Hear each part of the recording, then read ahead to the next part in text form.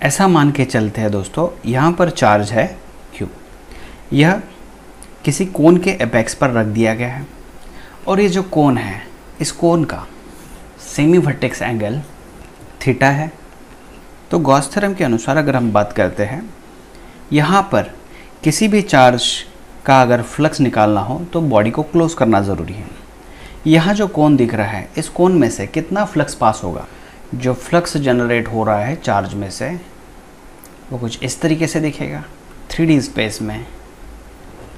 अगर यहाँ पर ये एरिया जो दिखता है तो एरिया में से ऐसी लाइन ऑफ फोर्सेस पास होते हुए दिखेगी।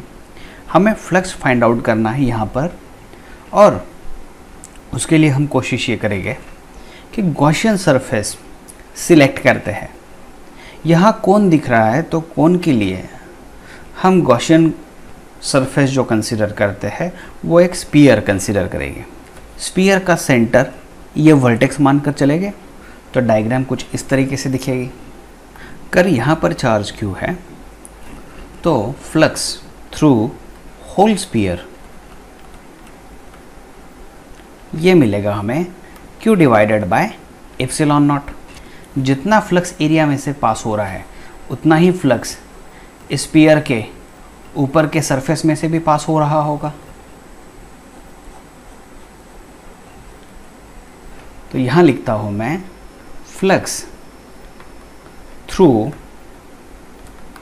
Base of cone is equal to phi Q divided by epsilon naught. लेकिन इसके साथ में और एक टर्म इंट्रोड्यूस कर देता हूँ, इसे लिखता हूँ A divided by A not.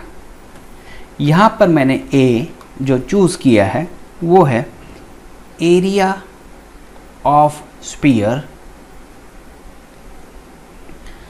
Below the base of कोन, जो मैंने आपको बताया यहाँ पर, और A not is area of sphere जो होता है 4 पाई आर स्क्वायर। तो इसे रेडियस r मान के चलते हैं। अभी हमें फाइंड आउट करना है A। तो A को फाइंड आउट करने के लिए थोड़ा इंटीग्रेशन का इस्तेमाल करते हैं। तो इसी कोण को मैं यहाँ रिप्रेजेंट करता हूँ। यह एंगल मैंने थीटा मान लिया है और यहाँ पर एक छोटा सा एलिमेंट मैं कंसीडर करता हूँ। यहाँ पर मैंने एक रिंग कंसीडर की है जिसका थिकनेस ds मान के चलिए, और यहाँ से सेंटर से लेकर यहाँ तक इसका रेडियस मान के चलिए r।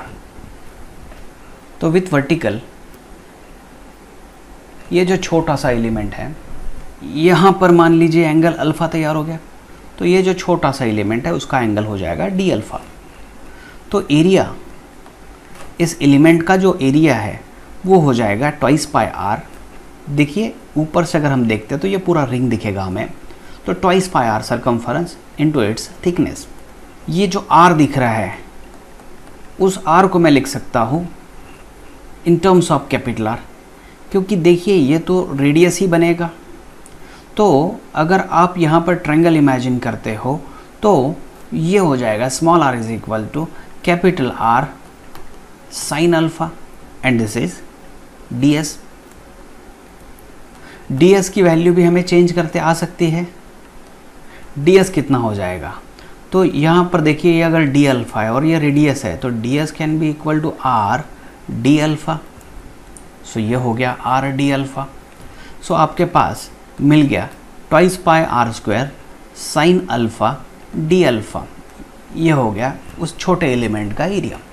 लेकिन एरिया निकालना है तो देखिए रेडियस का स्क्वायर मिल रहा है, ये तो पूरा एरिया मिल रहा है, और एरिया मिलते समय पूरा सर्कल का एरिया मिल रहा है या सर्कुलर एलिमेंट का एरिया मिल रहा है। तो मुझे यहाँ इंटीग्रेट करना पड़ेगा फ्रॉम 0 टू, हमारा टोटल जो एंगल था वो था theta. So 0 to theta twice pi r square sine of alpha d alpha. तो एरिया A मिल जाएगा हमारे पास 2 पाई r स्क्वायर, और साइन अल्फ़ा जो होता है उसका इंटीग्रेशन होता है माइनस कॉस अल्फ़ा, और ये आ गया 0 टू थीटा। तो मैं लिमिट रख देता हूँ तो मुझे A इज इक्वल टू मिल जाएगा 2 pi r square so minus sine की वजह से ये आ जाएगा cos 0 minus cos of theta. Area A is equal to 2 pi R square, ये आ गया 1 माइनस कॉस ऑफ थीटा। तो इसका मैं इस्तेमाल यहाँ पर कर दूंगा। तो देखिए फाई जो मिलेगा it is Q by epsilon naught. A की वैल्यू मुझे मिल गई है 2 pi R square 1 minus cos theta और डिवाइडेड बाय जो ए नॉट था वो तो था 4 पाई आर स्क्वायर। तो फाइनल फ्लक्स वाली वैल्यू मिल जाएगी मुझे फाई इज इक्वल टू, इसे अगर आप सॉल्व करते हो तो मिल जाएगा Q divided by twice epsilon not और ब्रैकेट के अंदर रह जाएगा 1 माइनस कॉस थीटा। ये बहुत ही इंपॉर्टेंट फॉर्मूला है हमारे लिए, क्योंकि यहाँ देखिए कोन के सरफेस थ्रू अगर हमें फ्लक्स फाइंड आउट करना है तो थीटा से ही आपको इन्फॉर्मेशन मिल सकती है। और थीटा जो है ये सेमी वर्टेक्स एंगल दिया गया है या कोन का हाफ एंगल बताया गया है।